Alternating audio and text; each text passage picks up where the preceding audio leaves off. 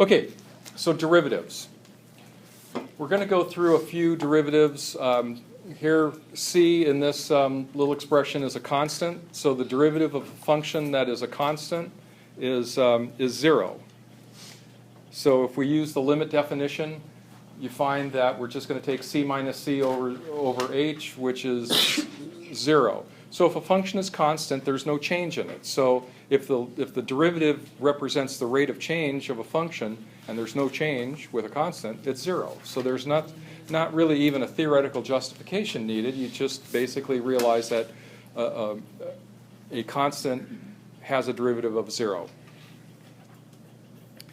Now, if we just have x, f at x equals x, we plug it into the limit definition.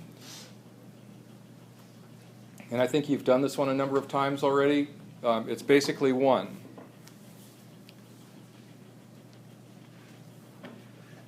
And then if we have two functions that add up to be a function, if I put those two functions, or if I calculate the derivative of f and substitute in those two functions for my definition of the limit, if I rearrange my my math there, I can get two separate limits, one of g and one of g and one of k. I'm using k because h is my my denominator variable there. So if I separate those two functions into the limits of the difference quotient, you know, the traditional definition of it, we basically see that the derivative of a function is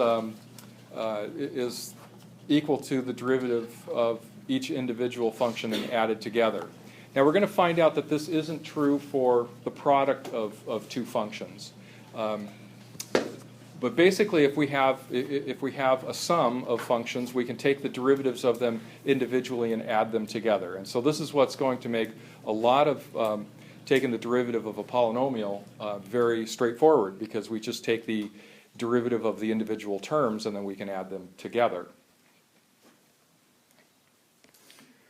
Okay, and this also goes for the difference between two functions. So you can look at the difference as being, you know, the sum of the additive inverse, or however you want to look at it. You can follow the same kind of derivation I just showed you, putting in a negative sign instead of the plus between the two functions. And so the sum and the difference of two functions, if you take the derivative of that, you get the sum or the difference of the derivatives of those functions.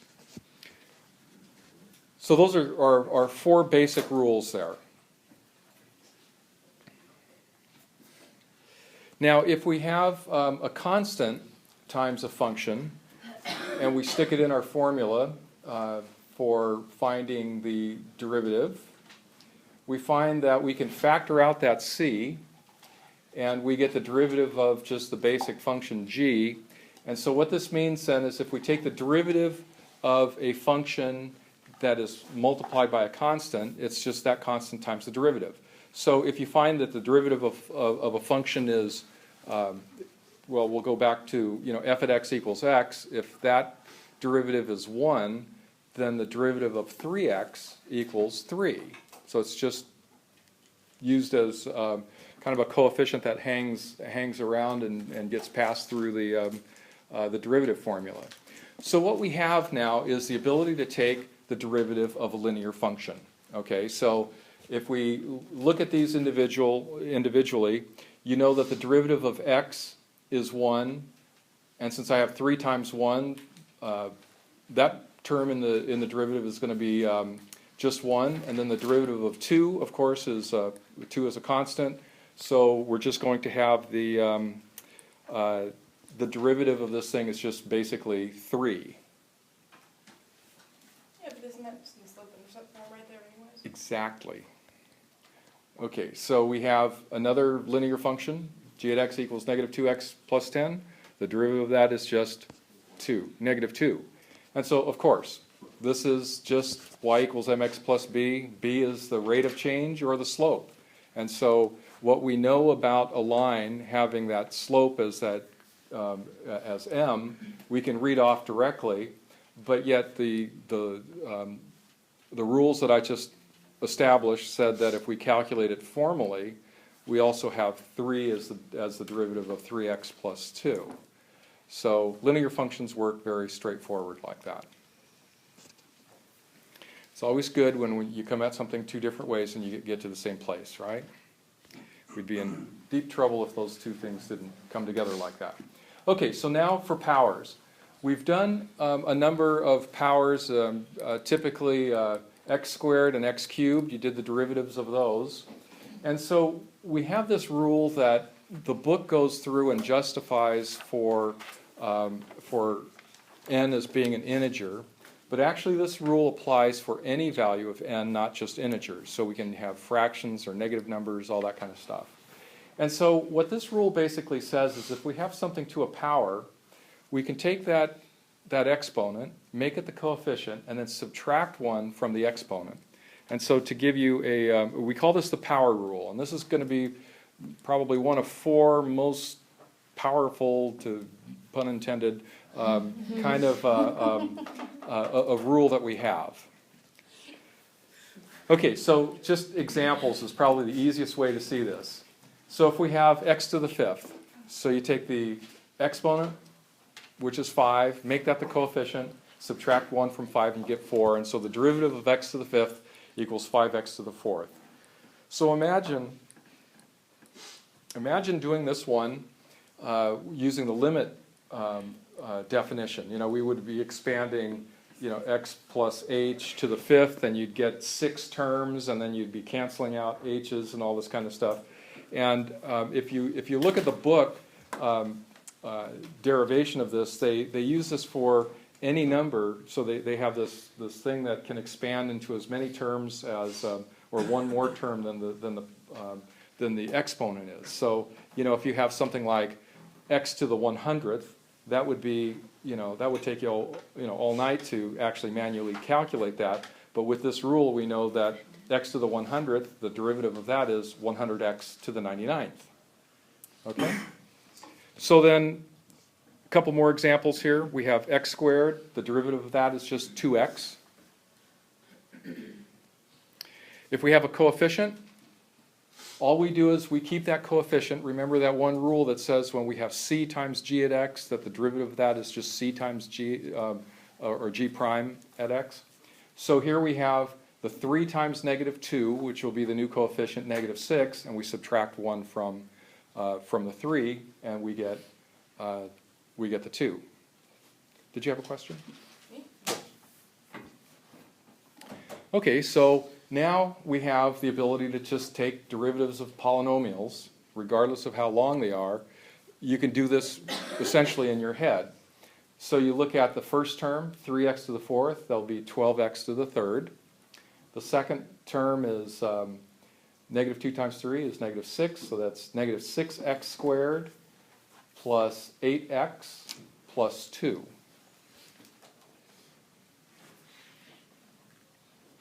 And there's your derivative. Where'd that plus 2 come from? Because you have 2x. The derivative of 2x is 2. Well, then wouldn't it be minus 1? What about the minus 1? Did that just go away? Derivative of a constant is 0. Oh.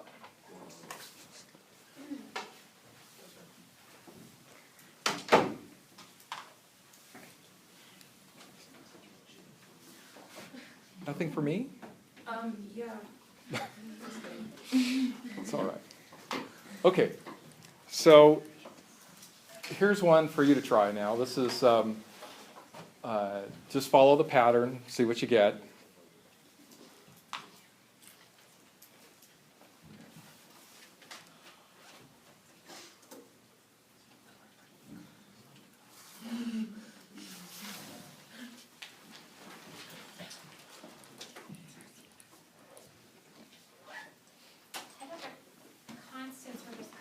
Why are they changing? The constant term Yeah. should why always is drop 3 out. Oh, isn't, so 3 is not a constant, negative 2 is Oh, not you're a talking about the constant coefficient. constant? Yes, I'm sorry. So they don't drop out, they get multiplied by the exponent. Okay. Okay, so let me just show that example. When I have 3x to the 4th as just say the shortened version of that function, then your derivative is going to be 3 times 4x cubed, and so that gives you your 12x cubed. Okay. So it's just multiply the exponent by the coefficient. Okay? Way easier than taking limits, right? It's a relief, I hope. Okay, so most of you should have gotten this fairly straightforward. You got negative 6x squared plus 8x minus 1. Okay? Should that be f prime x? F prime, you're right.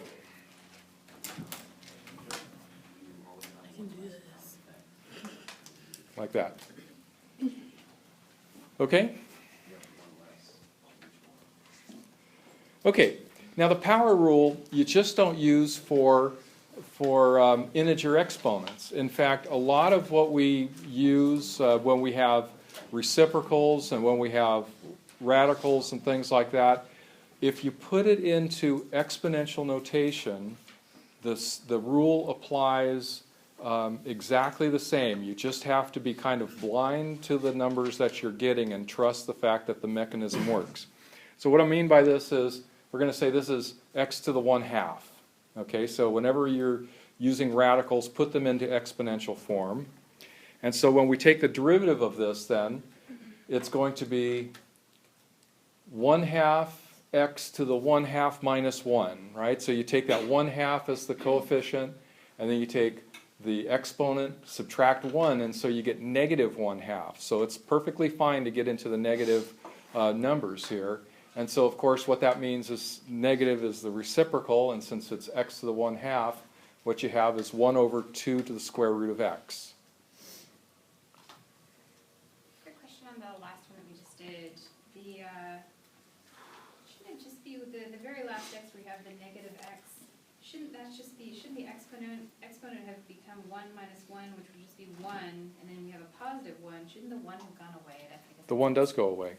So it's the derivative of negative x is negative 1.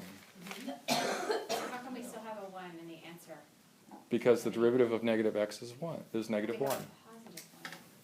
So in other words, shouldn't we have 1 minus 1? No, because the derivative of this one is 0. Okay. And the derivative of this is negative 1. Oh, so we take a derivative of the constant as well. Take derivatives of everything. Take derivative of the constant, you get 0. Okay.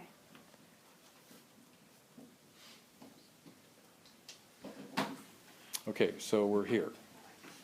Would we get marked down if we left it as 1/2 x to the negative 1/2? Just curious. We'll talk about simplification in a little bit. Okay, I'll answer your question right away.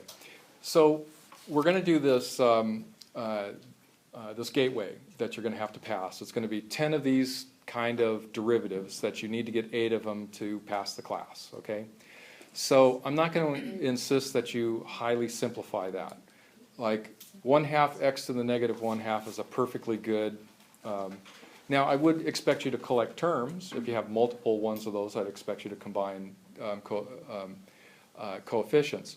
But just as a good practice, if you have a function that is expressed with a radical, give the answer in a radical. Okay? If you have it expressed as an exponent, give the answer back as an exponent. It's kind of like when somebody addresses you in Spanish. If you know how to speak Spanish, you would answer them in Spanish, right? That would be kind of the polite thing to do. So they're equivalent. They're exactly the same. But just as a matter of style, certainly in your own computations, you can do whatever you like. Yes. When is the gateway thing? Oh, it'll be in a little while. I'd have to look at the syllabus, but it's going to be late enough so you'll be well practiced at this, but early enough that if you need to take it 3 times to pass it, you'll have the opportunity to. Okay? Okay. Ever offer these class during the summer? Not during the summer, but we offer a Jan term.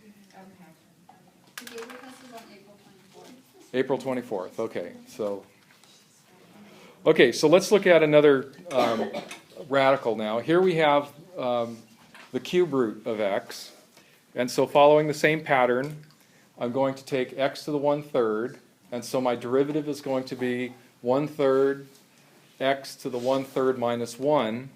And so here we get 1/3 x to the negative 2/3, which when I put that in radical form, it's going to be 1/3 times the cube root of x squared.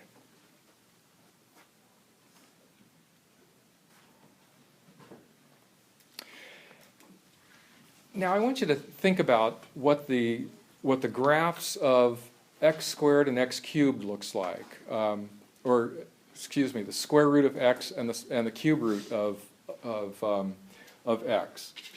Okay, if we take the square root of x, that's what the graph looks like, right? So look at the derivative. The derivative, of course, gives us, if we're over here at some a, it gives us a slope of the tangent line right there, right? So as we go to 0 here, the square root of 0 is perfectly well defined, so this is part of the function, it's right there. But look at what the derivative equals. If you have the derivative of the square root of x is going to be 1 over 2x, 2 to the square root of x. I'm not speaking well today, sorry. You have a vertical line here, right? And so that doesn't have a slope. So so here's a representation then of, let's say, the cube root of x, like this. It's a polynomial, so it's continuous. You look at the slope, and when the slope is at 0, you have 1 over 0, which means it's undefined. So if we were to draw a tangent, it would be perfectly vertical. So here's an example of a continuous function that's not differentiable at 0 because the derivative would have to be 1 over 0. Okay, so that's one of those cases that probably didn't jump out at you when we looked at what makes something not differentiable, but it's another example of it's possible to be continuous and not differentiable. Here's two perfectly good examples because we end up with division by 0 with that vertical tangent. Okay, so let's look at another of the toolkit functions that we have, 1 over x. Now 1 over x is going to be x to the minus 1, so we're going to have the derivative of this thing is going to be negative 1, the coefficient comes from that negative 1 in the exponent, and then we subtract 1, so we get negative 1 minus 1 is negative 2, so if I were to put that back into a ratio form, I would have negative 1 over x squared.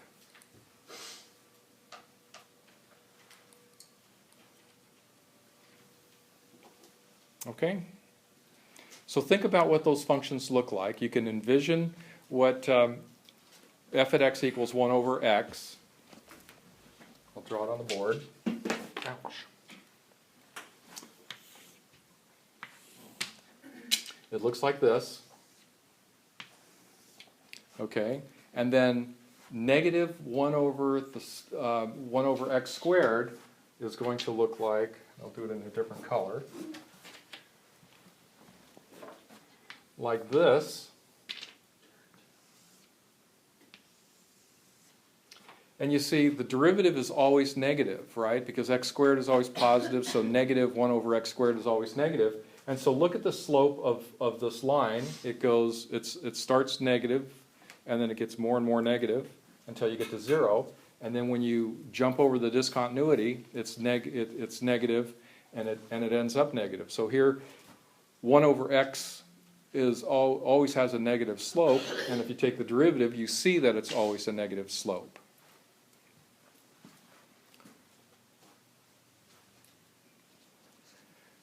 Okay, so the other toolkit function that we have similar to this would be 1 over x squared.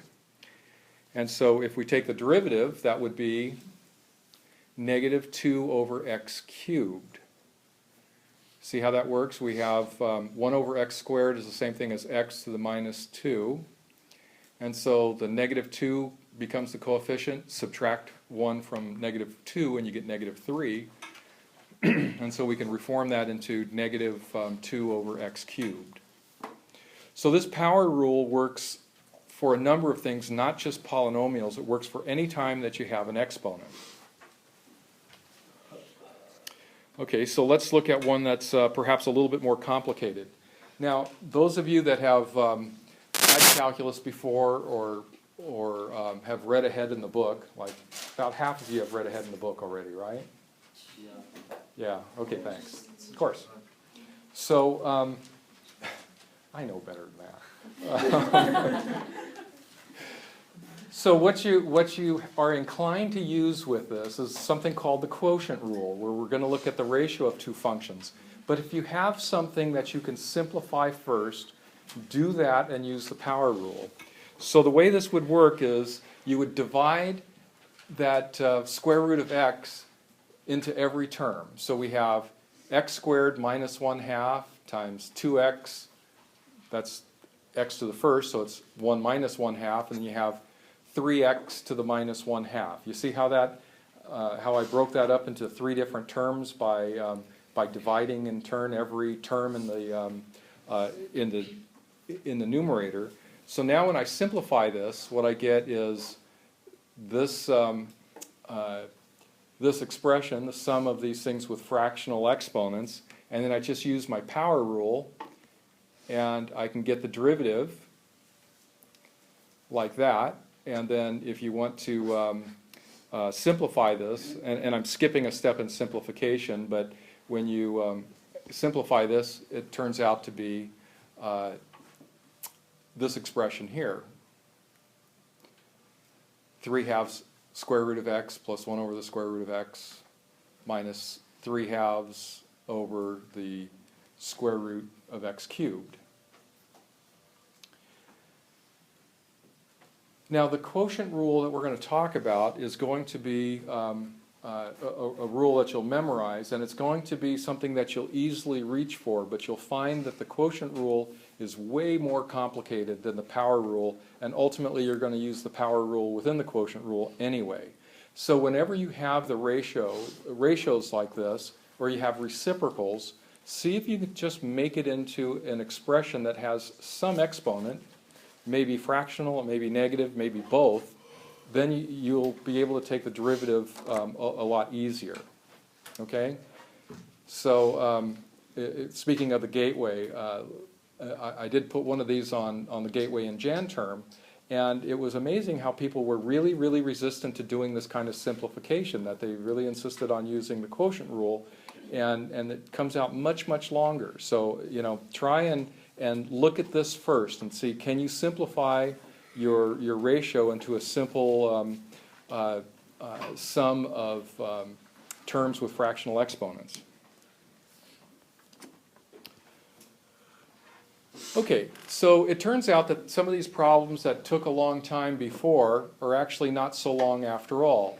So if we want to find the equation of the tangent line to f at x equals 2x squared plus x, and we want to do that where x equals 1, first thing we're going to do is compute what that point is. So f at 1 equals 3. So we're going to find the tangent line, tangent to that curve at that point, 1, 3.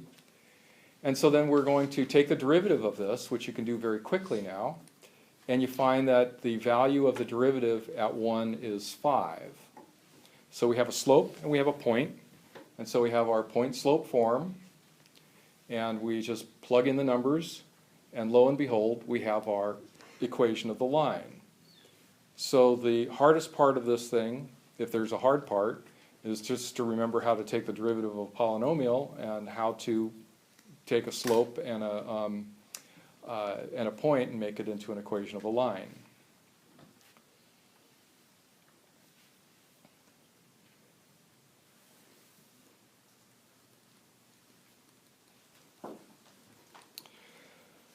Okay, so these are the rules that that I want to at least have you master today. And so what I'd like you to do is to take some time and find the derivatives of these functions. And so I don't mind if you work with somebody, work with the person next to you, or you can move around or whatever, but find the derivatives of these 6 functions.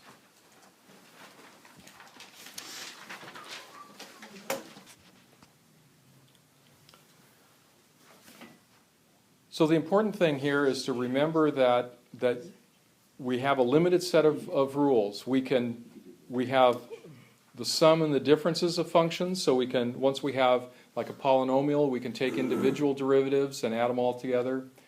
If we have a product, we need to expand that product unless we use the product rule, and that's going to be a separate rule. You'll see that it works a little bit more complicated than just taking the product of the two derivatives. And then with negative exponents, or with exponents of that are involving a variable in the denominator, just make it so we have, instead of 1 over x, we have x to the minus 1. And so those are your key things there. Okay, so here's the big caution. And if we take the product of two functions and we want to take the derivative of that, it's not going to be the product of their derivatives. And we've seen that in a couple cases, but let me demonstrate it a little bit more vividly to you, where let's say we have x cubed, and so that's going to be the same thing, or if we take the derivative of that using the power rule, we have f prime equals 3x squared. So it's not going to be this. Let's say I separate this x cubed into x times x squared. And so if I take the derivative of each of those separately, I'm going to take the derivative of x, which is 1, the derivative of x squared is 2x, and so 1 times 2x equals 2x. And that's certainly not the derivative of f at x to the x cubed. So it just doesn't work that way.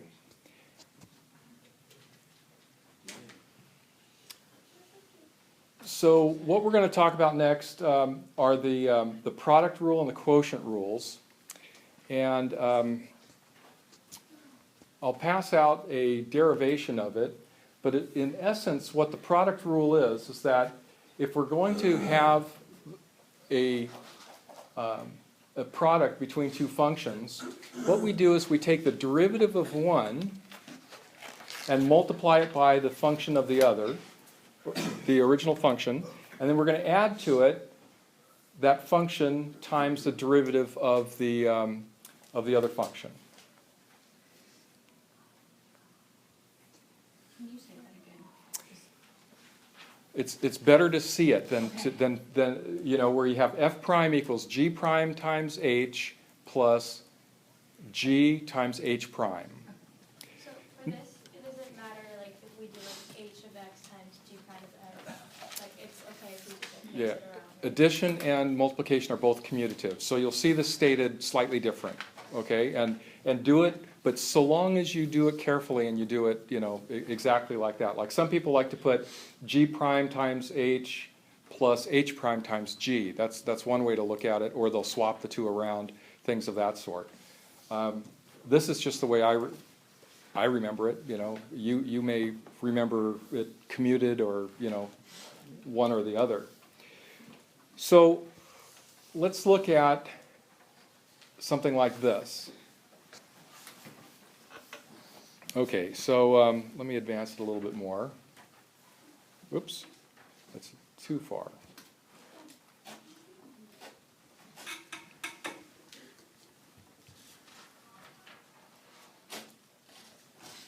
Now obviously when we have the product of two polynomials, we can just multiply it out and then use the rule that we have. So we don't have to use the product rule in this context. We can just expand that f at x to be, you know, 4 terms, and then take the derivative of each of those 4 terms.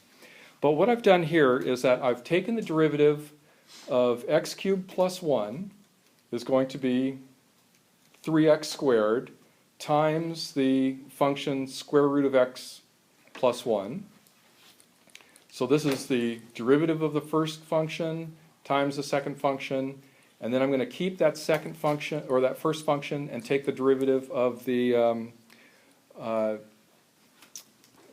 of that second function, which the square root of x plus 1, the plus 1 drops away, and we've already done the derivative of the square root of x. And so at this point I can expand it.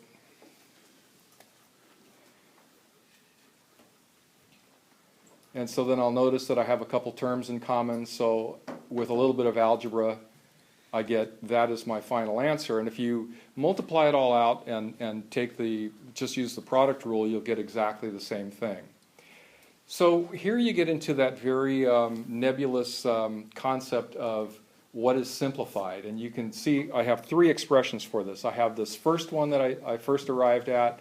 Then what I have is the expanded version. And that all looks pretty good, except that I know I have a couple things that I can consolidate. And so here, I've consolidated them into what I think is probably a worthwhile simplified form. But there's many different ways that we could do this. Like that first term, that's 7/2 x squared times the square root of x, certainly is the same thing as the 7/2 times x to the, what would that be then, 5/2 as an exponent. So this, it becomes subject to kind of your interpretation of what you're going for.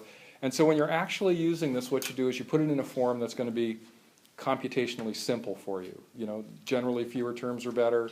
Generally having the square root times a power is easier than just having a fractional exponent on your calculator.